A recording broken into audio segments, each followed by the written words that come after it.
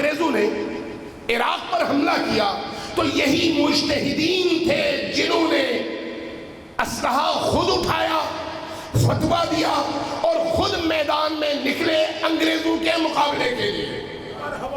یہ 100 سال، 60 سال، 80 سال پرانی میں بات کر رہا ہوں۔ اور آج کی دنیا میں بھی آپ ذرا غور کیجئے گا، آج پہلے ایک زمانے میں دنیا 2 حصوں میں تقسیم تھی، مشرق اور مغرب۔ مغربی دنیا کی سربراہی امریکیوں کے ہاتھ میں تھی اور مشرقی دنیا کی اس بلاک کی سربراہی متحدہ اس روس کے ہاتھ میں تھی۔ گورباچوف کے آنے کے نتیجے میں وہ متحدہ روس ٹوٹ گیا، اب صرف ایک روس رہ گیا، باقی ریاستیں آزاد ہو گئی اور دنیا ہو گئی یک قطبی، ایک پاور، پہلے 2 پاور سپر پاور اور اب ایک پاور۔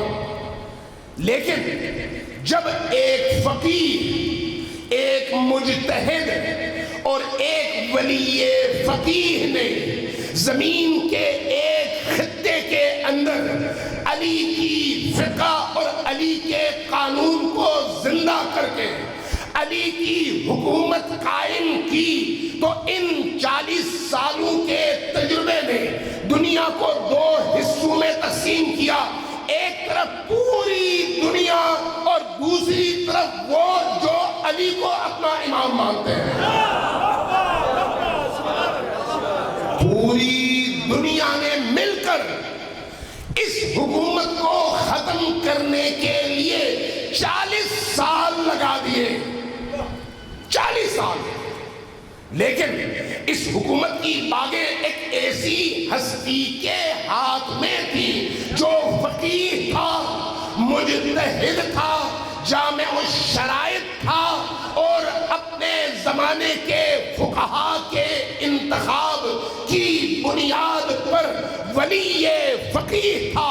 اس لیے آج وہ دور آیا کہ جس امریکہ کے ایک اشارے سے بڑے بڑے حکمرانوں کی شلواریں گیلی ہو جاتی تھیں، وہ دروازے پر آیا اور اس مرد بوریا نشین نے 2 جملے کہا کہ امریکہ کبھی ہم پر حملہ نہیں کر سکتا اور ہم کبھی مذاکرات نہیں کریں گے۔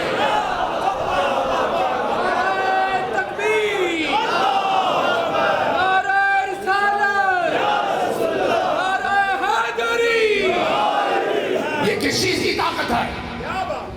اسلحے کی طاقت ہے۔ وہ کون سی طاقت ہے؟ یہ وہی طاقت ہے جس کو علامہ اقبال نے کہا تھا کہ جسے نان جمی بخشی ہے تو نے اسے بازوئے حیدر بھی عطا کر۔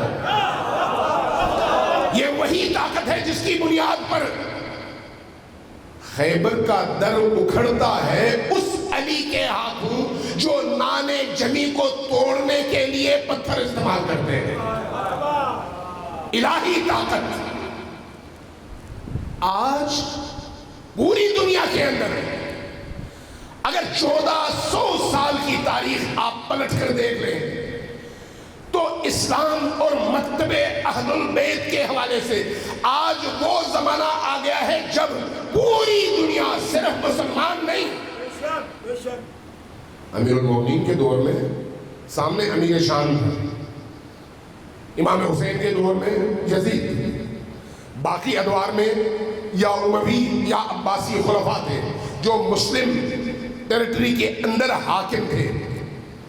آج وہ دور ہے جو عصمت کے حامل امام ہماری نگاہوں کے سامنے امامت نہیں فرما رہے، وہ پردہ غیب میں ہے۔